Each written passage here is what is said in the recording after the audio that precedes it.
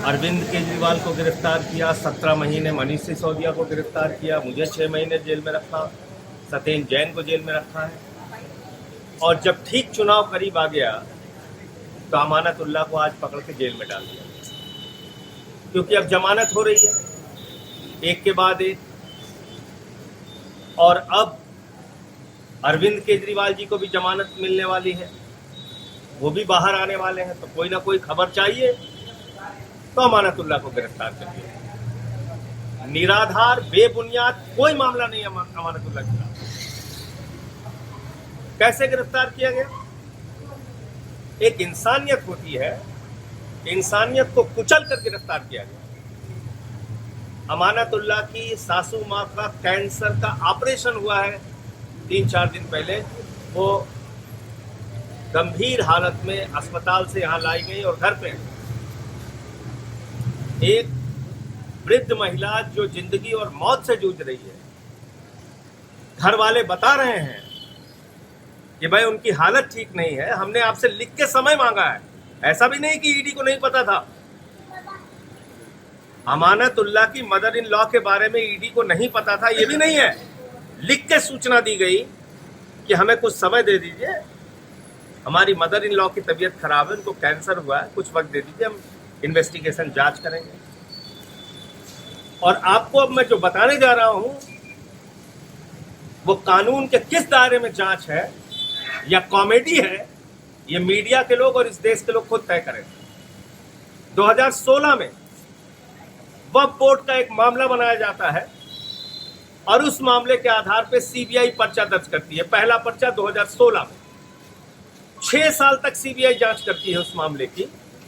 6 साल के बाद फाइनल चार्जशीट दाखिल करती है, अमानतुल्लाह को गिरफ्तार नहीं करती है और सीबीआई कहती है उनके खिलाफ रिश्वतखोरी का, भ्रष्टाचार का, आर्थिक अपराध का कोई मामला नहीं मिलता।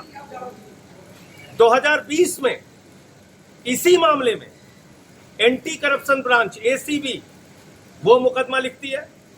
इसी मामले में ईडी कूद पड़ती है, ईडी मुकदमा लिखती है। 2022 में एसीबी अमानतुल्लाह खान को गिरफ्तार करती है। अमानतुल्लाह खान को उसी मामले में जमानत मिल जाती है।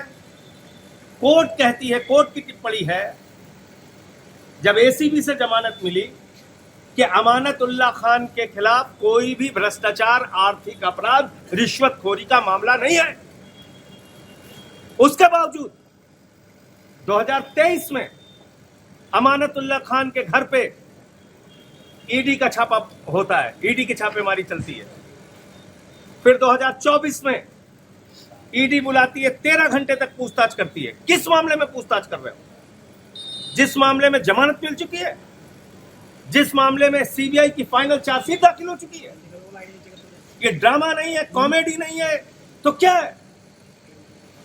और आज सुबह सिर्फ गिरफ्तार करने के उद्देश्य से, जेल में ठूसने के उद्देश्य से, जेल में डालने के उद्देश्य से अमानतुल्लाह खान को गिरफ्तार कर लिया गया। मैं भाजपाइयों को कहना चाहता हूं, तुम पूरे देश के सामने एक्सपोज हो चुके हो और तुम्हारे नेता, देश के प्रधानमंत्री नरेंद्र मोदी एक तानाशाह के रूप में स्थापित हो चुके हैं। बड़े बड़ों की तानाशाही नहीं चली, तुम्हारी भी नहीं चलेगी। तुम भी एक दिन सत्ता से हटोगे, जाओगे और इन बातों का जवाब देना पड़ेगा तुमको। आप सिर्फ गिरफ्तारी पे गिरफ्तारी किए जा रहे हैं। सुप्रीम कोर्ट से ईडी को लताड़ लग रही है, सीबीआई को लताड़ लग रही है, जांच एजेंसियों को लताड़ लग रही है। बावजूद इसके आप सुधरने का नाम नहीं ले रहे। आप आके अरेस्ट करके लेके चले जा रहे हैं। किसी को भी पकड़ो, कॉलर पकड़ के गिरफ्तार करो, जेल में डालो। ये कौन सा न्याय है? ये कौन सी कार्रवाई है? ये कौन सी व्यवस्था है? तो इसलिए पूरी की पूरी आम आदमी पार्टी अमानतुल्लाह खान के साथ खड़ी है, उनके परिवार के साथ खड़ी है। उनकी जो वृद्ध सासू माँ है, उनके साथ हम लोगों की सिंपैथी है, सहानुभूति है। लेकिन निर्दयता और तानाशाही की सारी पराकाष्ठा मोदी और ईडी ने पार कर दिया है। ये आज पूरे देश ने और दिल्ली ने देखा। और जिस चुनाव के नाते ये सब कर रहे हैं भाजपाई, उनको मैं बता देना चाहता हूं, ये कार्रवाई तुमको बहुत महंगी पड़ेगी। बुरी तरीके से चुनाव में हारोगे, यही मैं कहना चाहता हूं। न्याय मिलेगा अमानतुल्लाह को भी, उनके खिलाफ कोई सबूत नहीं है, कोई मामला नहीं। विजय नायर को आज जमानत मिली है, इस पर क्या कहेंगे? इसमें अभी सबको जमानत मिलेगी। विजय नायर को जमानत मिली है, अरविंद केजरीवाल को भी जमानत मिलेगी बहुत जल्दी। इसीलिए तो नया नया मामला ये लोग तैयार करते हैं। खबर कैसे चलाएंगे आम आदमी पार्टी के खिलाफ? सबको जमानत मिलती जा रही है, कोई सबूत है नहीं, तो बस एक मजाक बना लिया अपनी जांच एजेंसी के नाम पे। आते हैं, किसी का भी कॉलर पकड़ते हैं, चलो जेल चलो, चलो जेल चलो। सर राजस्थान और गिरफ्तारी का जो आधार दिया उसको पढ़ के आपको शर्म आएगी। सर राजस्थान कह रहे हैं हमारे ऊपर चिल्लाया गया, उल्टा उनके परिवार पे चिल्लाया गया। यहाँ का एसएचओ कह रहा था कि आरी से तुम्हारा घर काट देंगे,